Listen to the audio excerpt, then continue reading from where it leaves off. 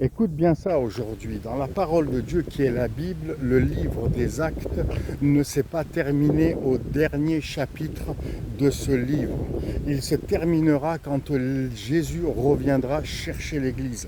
Et c'est pour ça que tous les dons et tous les ministères qui sont décrits dans le livre des Actes et dans les épîtres que l'apôtre Paul ou d'autres apôtres ont écrit, rien n'est terminé, tout continue jusqu'au retour de Jésus.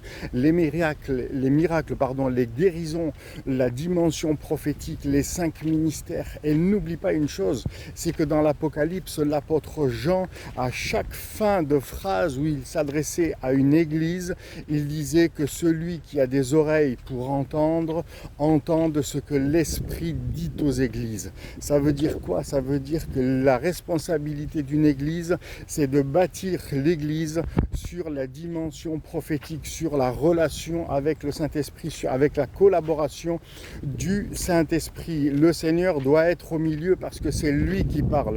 Jésus est ressuscité, nous l'avons expérimenté et il n'y a rien à dire et à redire sur cela.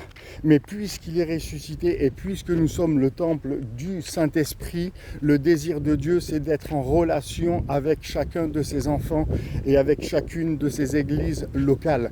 Et d'où l'importance et d'où la suite, justement, qu'une église doit être prophétique. Il y a une dimension prophétique, c'est ce qui permet d'être en relation avec Dieu, c'est ce qui permet de voir Dieu agir dans l'église, pour les sauver, de les voir se convertir, pour les malades, de les voir guéris, pour les démoniaques, de les voir délivrés, etc., etc. Jésus a dit, voici les signes qui accompagneront ceux qui auront cru. Donc, ce n'est pas terminé. Arrête d'écouter des enseignements qui sont opposés à l'évangile et réaligne-toi avec ce que Dieu dit dans sa parole. Demeure béni, à très vite.